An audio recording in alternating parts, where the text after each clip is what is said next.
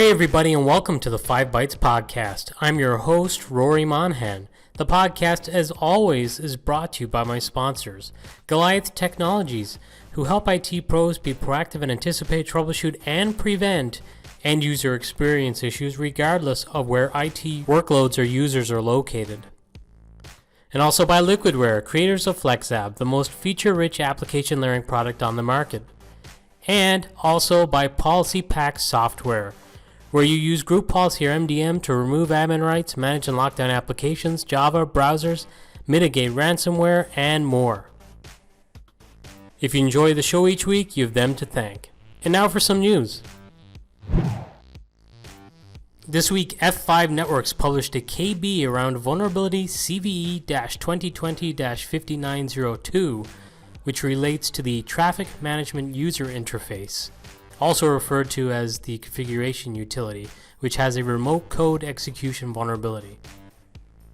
This vulnerability allows for either unauthenticated attackers or authenticated attackers with network access to the traffic management user interface through the big IP management port and or self IPs to execute arbitrary system commands, create or delete files, disable services, and or execute arbitrary Java code. As is the case with a lot of remote code execution vulnerabilities, this vulnerability may result in complete system compromise. The big IP system in appliance mode is also vulnerable. The issue is not exposed on the data plane, only in the control plane. So if you are a big IP customer using versions 15.1.0 or 15.0.0 or 14.10 to 14.1.2 or 13.10 to 13.1.3 or 12.10 to 12.15 or 11.61 to 11.65 of those version branches, then this does affect you, and this vulnerability, as you may expect, is rated as critical. It's got a full 10 score on the severity rating. F5 recommends upgrading to a fixed software version to fully mitigate this vulnerability. If you're leveraging public cloud marketplaces like AWS, Azure, Google Cloud, etc. to deploy your big IP virtual edition, F5 recommends upgrading to the latest version releases of big IP versions that are listed in a KB article that I'm referencing, and I'll share that with this episode, which is episode 131, and you'll find that on 5bytespodcast.com. So check that out for the fixed version that you'll need to upgrade to if you're affected by this. And if there's no fix available or you're not able to install the update yourself, it is possible to put in place some temporary mitigations, including some configurations on your network interfaces, self IPs, or management interface. And that's included in the KB article too, the steps to do that. And F5 Networks weren't the only major networking vendor disclosing a serious vulnerability this week. Palo Alto Networks published CVE-2020-2021, which affects how software that runs Palo Alto network devices implements Security Assertion Markup Language, or SAML. The vulnerability affects software that powers several Palo Alto firewalls and enterprise VPN appliances, and allows attackers under certain conditions to take control of a device without needing a password.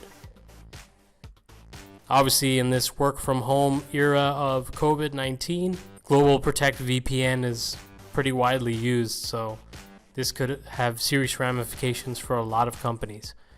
If you were to be compromised through this vulnerability, once adversaries have control over a device, they can leverage that to gain access to the rest of the network.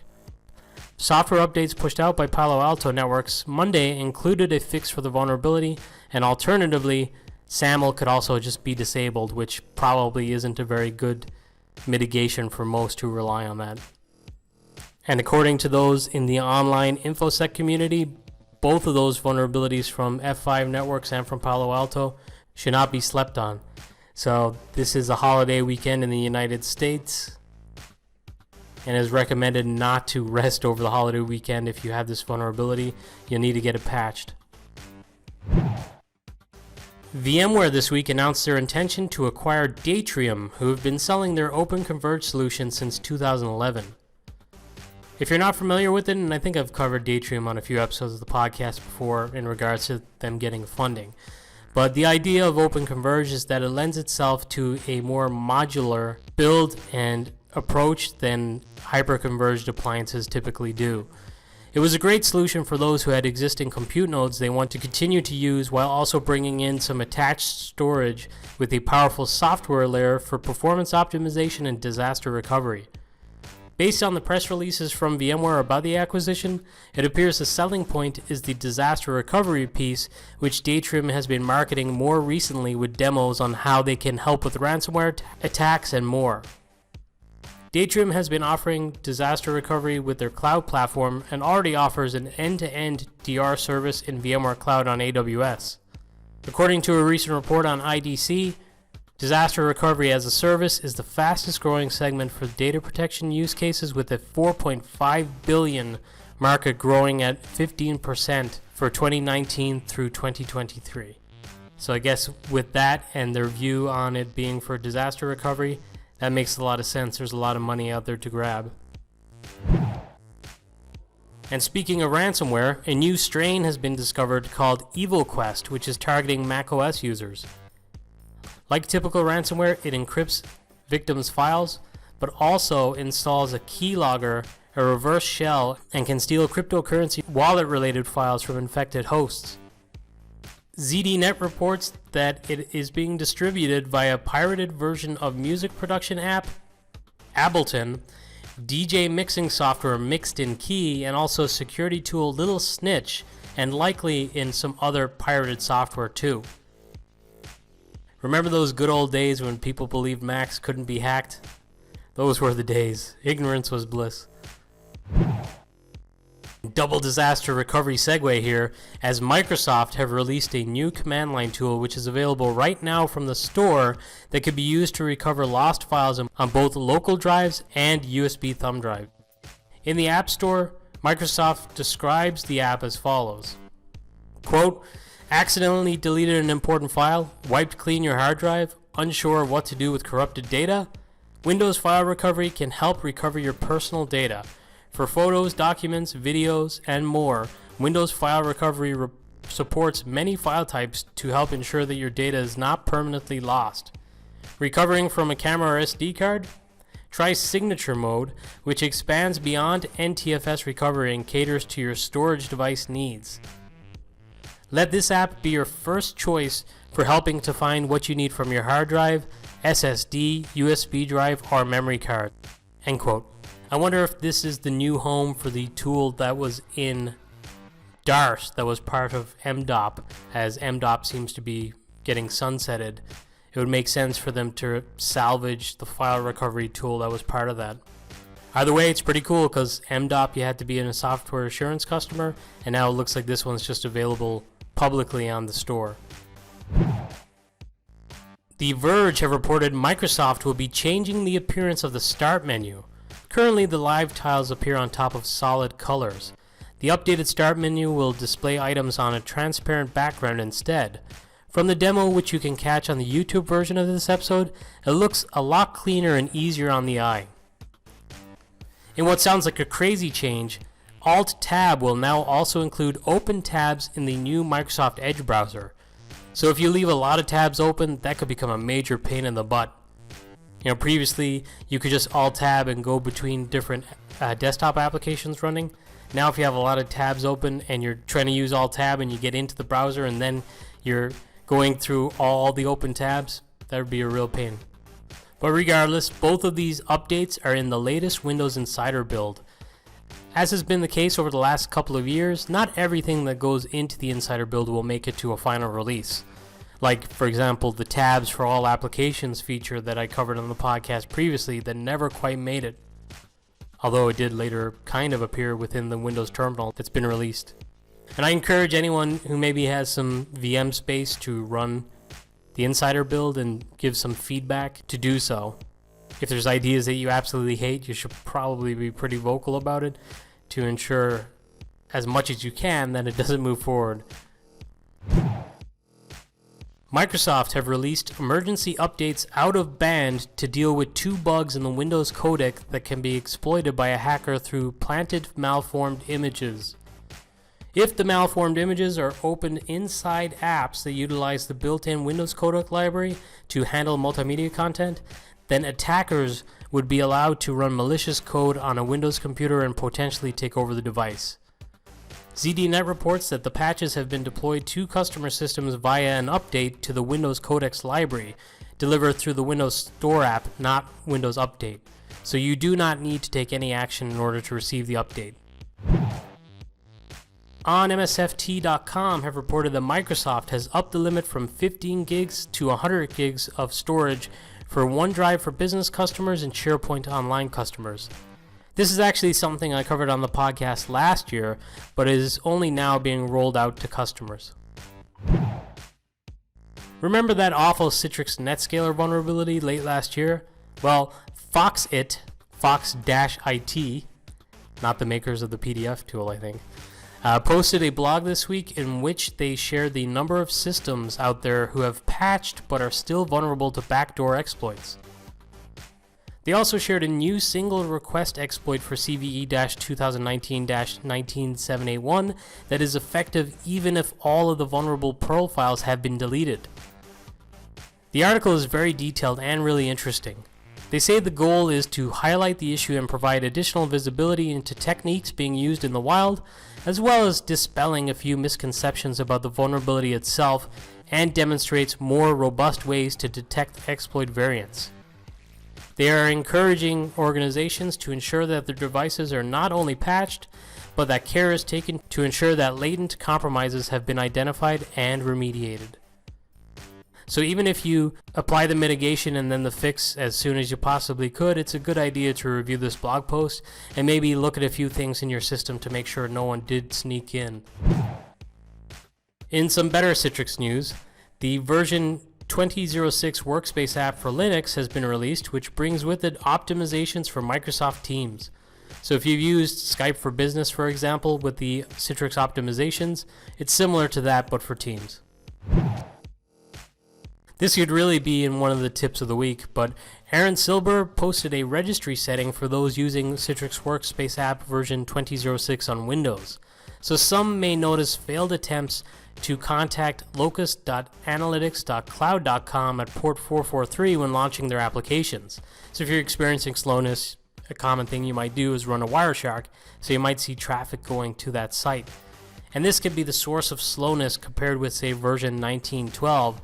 And Aaron shared a registry change that can help prevent traffic going out to that .analytics.cloud.com site and allow for a more normal, quicker launch of your applications. So I saw on Twitter this week there were a couple of Microsoft surveys that have gone out and they were shared by some Microsoft employees, so I thought I'd mention them on the podcast. But if you use DFSN or DFSR on Windows Server, there's a survey they would like you to take, and also another one if you're using Windows Autopilot. So if you'd like to help shape the direction of those products, by all means, take some time to complete the surveys. A quick shout out and a congratulations to all new and renewed Microsoft MVPs. And finally, to wrap up the news, kind of a news item, not really, but I wanted to share a non-technical podcast that I've been loving recently as a good escape from IT, since I've been putting in particularly long days over the last few weeks, and I've been listening to a lot of news and podcasts related to COVID-19, economics, and current politics, and this podcast was a nice little escape from that too, a nice little decompressor. It's a group of guys from my hometown who have been doing tournament-style brackets for various topics, like best 80s movies, for example, with a live chat feature in Mixler for audience participation. It's a lot of fun. If you're looking for something to listen to that won't increase your blood pressure, this is a really great distraction and can be easily listened to while you work or exercise. It's called the Alleged Wrestling Podcast's B Show, and I'll share a link to one of the more recent episodes, the 80s movie competition. Just throw it on and it's a nice casual listen, and I think you'll enjoy it. And now, for this episode, a weekly webinar. There's an upcoming webinar that will help you to learn how you can create a more secure and functional modern managed Windows 10 experience with Citrix Workspace through Citrix Endpoint and Policy Pack. You will learn how you can rapidly onboard, secure, and manage Windows 10 endpoints, applications, and browsers that your modern workspace users need to work securely, compliantly, and effectively. They'll also cover how Citrix Endpoint Management gets supercharged beyond the native capabilities of either UEM or group policy to deliver custom operating systems, applications, and user settings that strengthen security and improve user experience. And you can register for that today, and it will be taking place on Thursday, July 9th at 2 p.m. Eastern or 11 a.m. Pacific. And now, this episode's scripts, tricks, and tips. This week, Tom Hickling shared a really great training resource for Windows Virtual Desktop.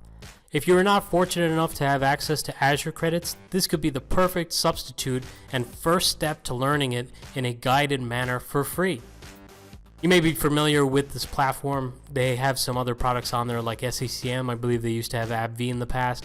I actually used to spend quite a lot of time when I was without kids and single, just doing these courses and racking up the points, thinking that I'd get some like little internet high fives and kudos for having a lot of points.